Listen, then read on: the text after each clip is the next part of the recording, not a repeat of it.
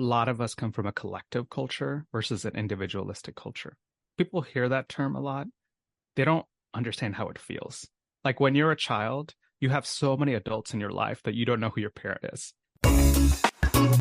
Welcome to the Immigrant Experience in America, an immigrant human library, where we amplify and humanize the experiences of immigrants in the United States and around the world.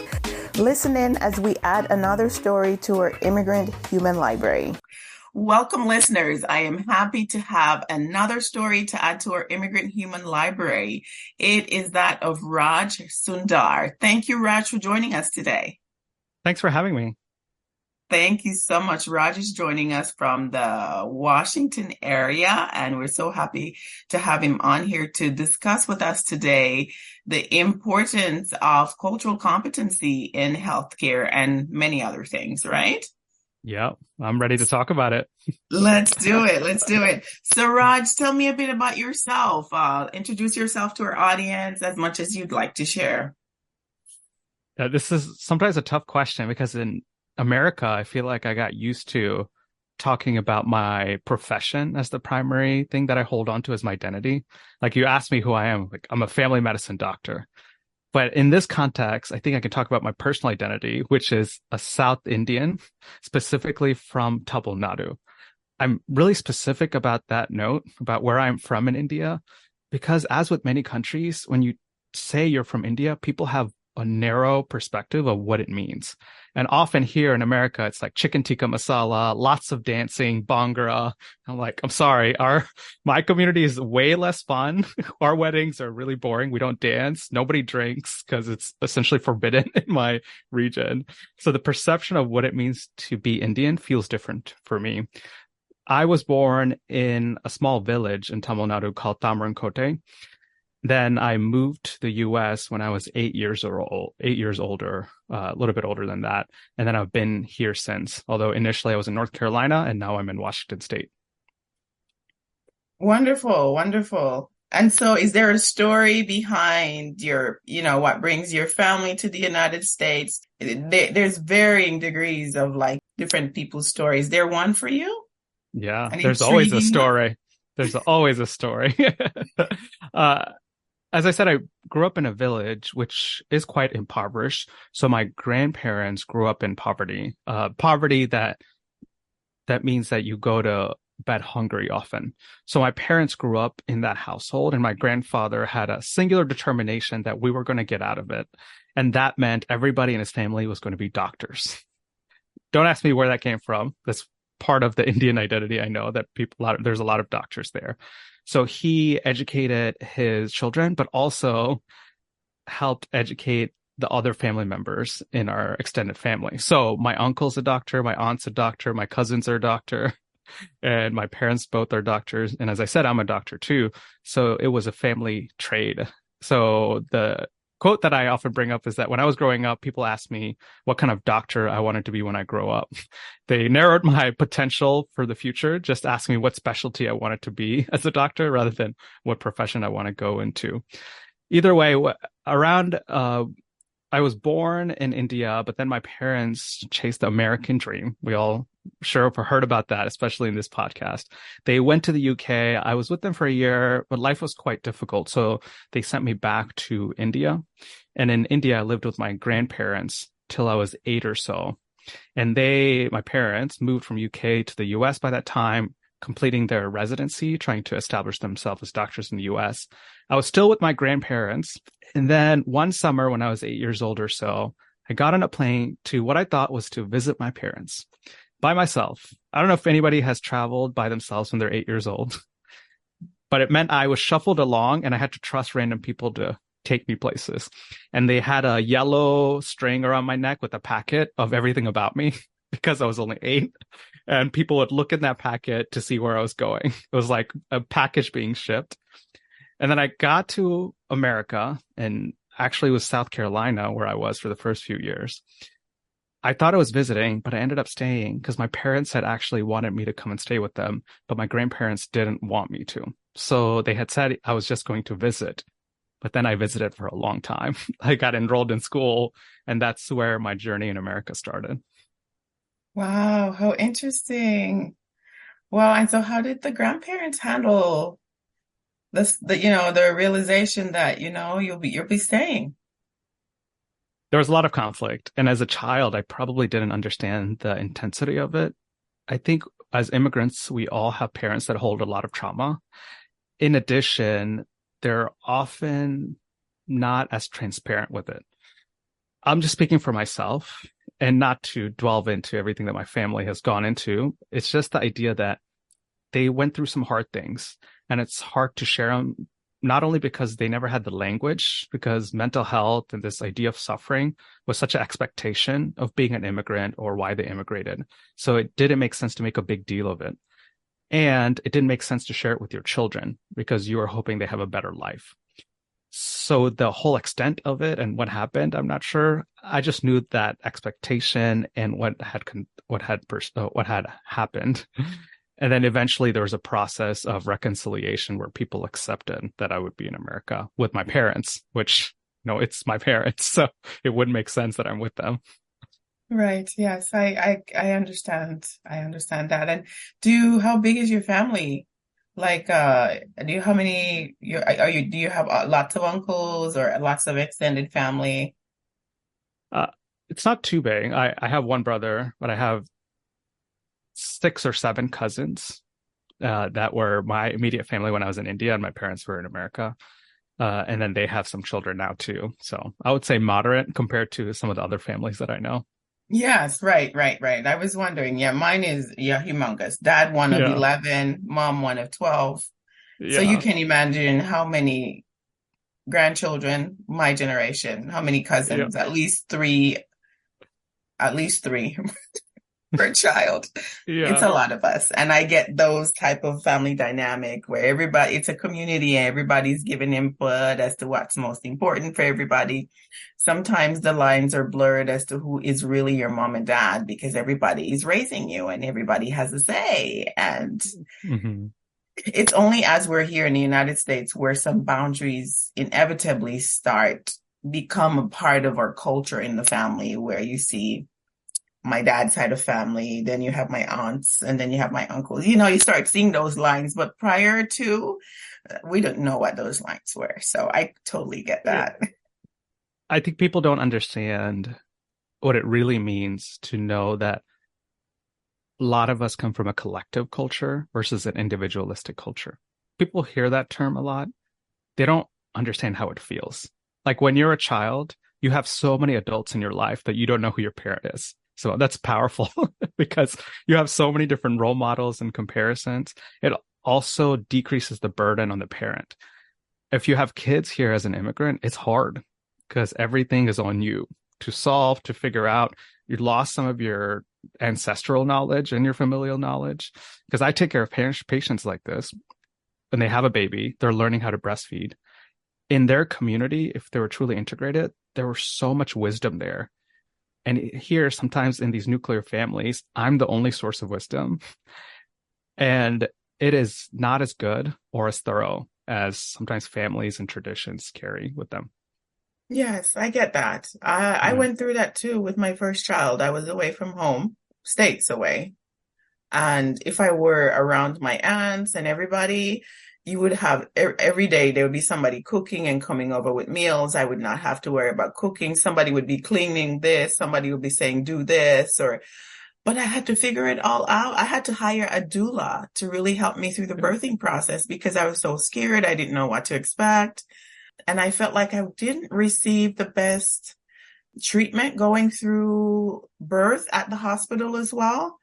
And I just felt like, oh, this wasn't I was joyful and everything. My husband was right there with me in the room from start to finish. We were together. We walked through it together.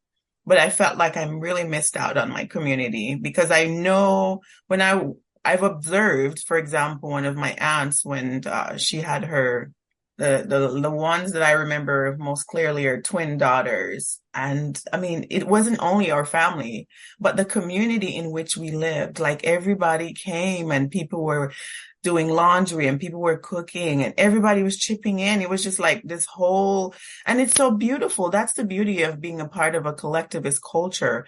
But in that, it comes also with the downside too, right? Just too Yep. much. We're too enmeshed in each other's lives and lots of other things that comes with, the collectivist culture.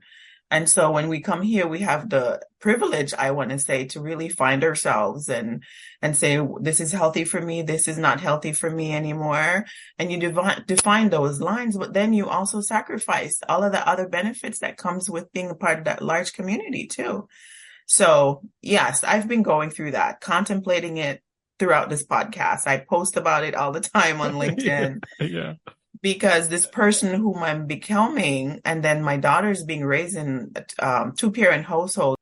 But I was raised around a lot of people, a lot of love that was so insulated in a bubble. She sees cousins and everything when there are planned events, holidays or Yeah. birthdays. People aren't really just next door anymore. And so, wow, I do miss that part of it.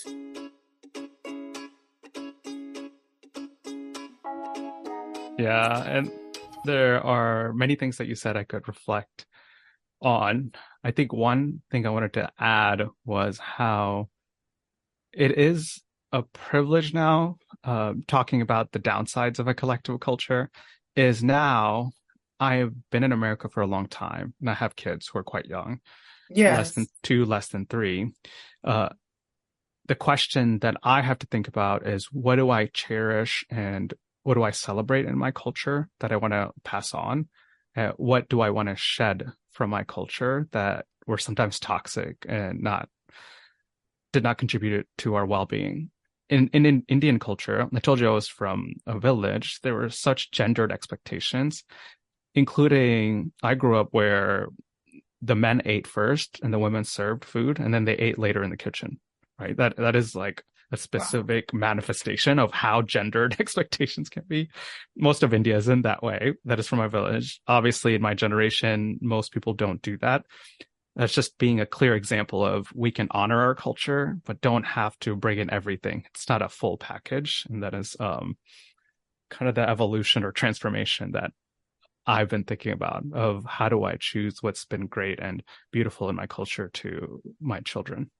Right. And this hybrid of the person that we're now becoming, partly previous culture and now the United States, it's a privilege to be able to choose the healthy parts of both cultures. It's a privilege. Yes, I Yep. recognize that. It's the Yep. beauty of being in this land of opportunities and being able to earn where you are now able to afford to do so much more for your children and also be healthy as an adult. Seek the support that you need, whether it's therapy or whatever, and then recognize those things that don't really support or serve you well. So it's such a beauty to be able to do that. I want to recognize that as part of the American experience. Yep. Exactly. And so moving on, I wonder, you shared a bit about the culture in your village, but can you give us a sense? You said the name of the village that I honestly don't recognize. I I don't know think most people would. yeah, It's right. it's So go ahead. it's close to Chennai, formerly known as Madras. Oh, okay. Yes, I know Chennai. Okay. Yeah. And or I've heard about it, but don't know it intimately. So give us a sense then for what life was like. Do you remember the culture? Like what were fun things you did as a kid? Just like, being in a blissful place just as a child. Like give us a sense for what that was like. Like what's the culture, food? How is it different from the other parts of India? What's the language that you guys speak? The music? I interviewed somebody from Gujarat and he mentioned about it being very agricultural. They're vegetarians and things like that. But what was your part of India like? Each region of India is so different. I do find mine is quite unique. Zooming out a little bit, there is difference between North India and South India. Okay. Everything from the darkness of your skin and your genetic background. Mm, I'm not a historian, but what I've heard is that there's more Aryan ancestry without the, maybe that's not the exact word because it's going to jog people's memories of something else. But the genetic Yes. history is of that race, while the South India is from the Dravidian ancestry. So people in South India tend to be darker, and our languages tend to be quite diverse and very regional. For example, Hindi has closer roots to English and some of the other Romance languages compared to my language, which is Tamil. Tamil's letters are so different that most people can't even recognize it, and it's really hard to learn. Mhm. Tamil is what I spoke growing up, and the songs that I listened to are Tamil. We have our own movie industry called Kollywood, uh, Oh, with a interesting. K. Yeah. And we have our actors that we love, like Rajinikanth and Kamal. Some of them actually become international stars because our movie industry did get some airtime because of the movies we created. But when I was growing up as a kid, the memories that really stuck with me, as you noted, it's often of food and celebrations. For food, think about my grandmother's cooking. Something about grandmas. I feel like everybody has a story of their grandma and how they changed them, right? And and I love my mom's cooking too. But I grew up with my grandma, and she used to make this dish called appam, which is, how do I explain it? It's a combination of rice, flour, and some lentils and grams. But you eat it with coconut milk and shredded coconut. So it's a sweet dish, and she would make it for breakfast. I love anything with coconut milk, one. So you can imagine how much I loved that as a kid. Yes. And the thing with my grandmother who grew up in the village, we actually eventually moved to the city, and a lot of my time was in Chennai rather than the village, is that she was a stay-at-home wife. So she would get up, cook breakfast. We would all eat, and then she would clean up and then start cooking lunch because everything was a fresh home cooked meal. She would lunch and maybe nap a little bit and then start cooking dinner. And then everybody was fed. She would clean up and then take some time to watch a soap opera, which was one of our favorite things until nighttime comes.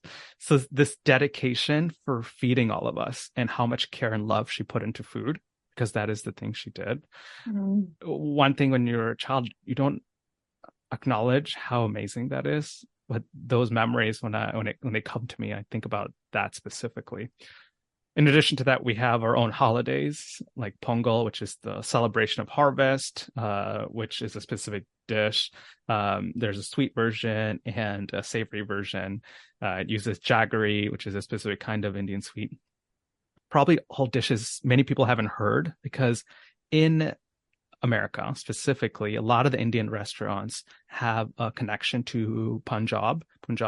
So they have chicken tikka masala and naan, and then they slowly evolve to American taste of what will get the most business.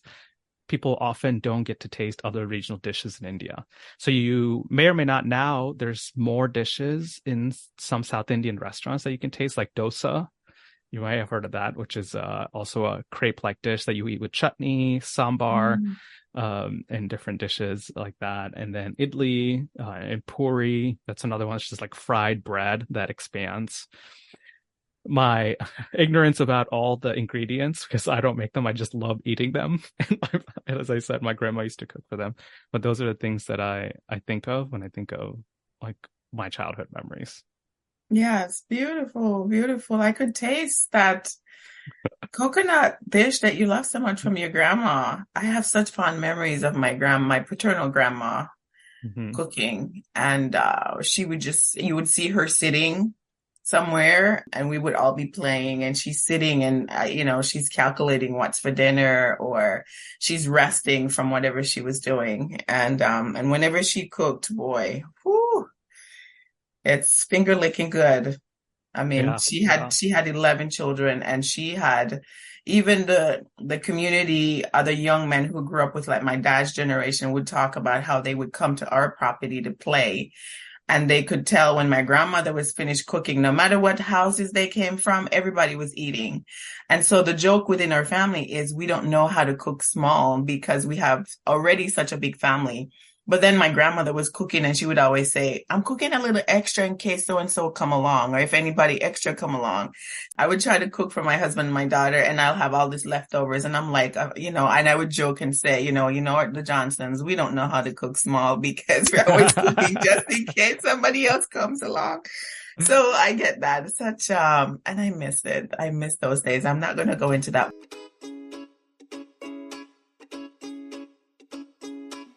But I wanted to ask you, and perhaps you might be the person. I've been thinking lately, and I've heard somebody who visited India for the first time, and she was expressing her experience of kind of interest and also sadness with just the way things are in the country. I've never visited, I've had varying experiences with just Indian Americans throughout my time here. So you mentioned different parts of India, dark skin and whatever. And so are you comfortable to just educate us about the caste system and how do they determine, how do you just look at, in such a diverse country, how do you have such a system? How does it work? To me, I understand racism and prejudice and how things, whatever that system is that whoever created it that exists here in the United States, like systematic racism and how people say, okay, lighter skin and whatever.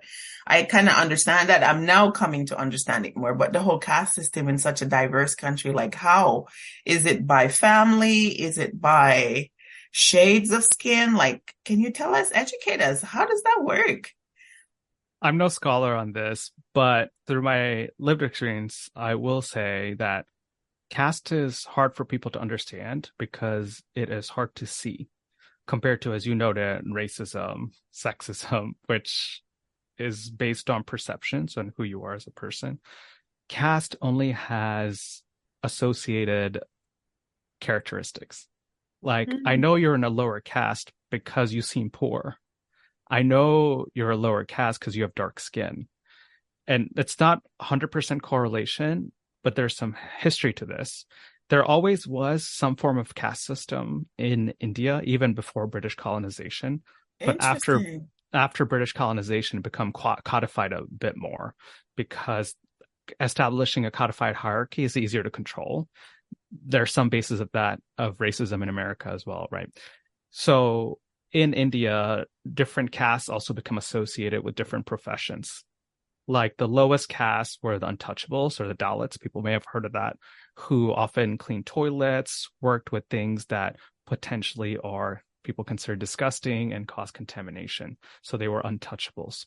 Compared to the highest caste, which were Brahmins, who were often priests. So they were the holiest, and we hold them in high regard and honor because they're the holiest and closest to God.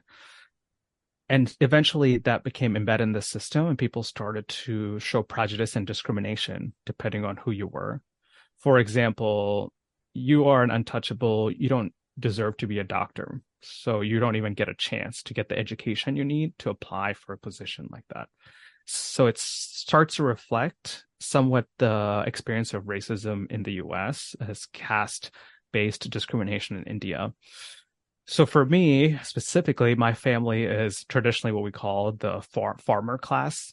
Our family has a long history of tradition of being farmers. So we're not, quote unquote, as low as the untouchables. We're not as high as the Brahmins. Because of working outside, I think our people are often darker. So I think the color of your skin soon became associated with the caste too. And then it became highlighted as a way to establish the hierarchy, and colorism became a huge thing in India.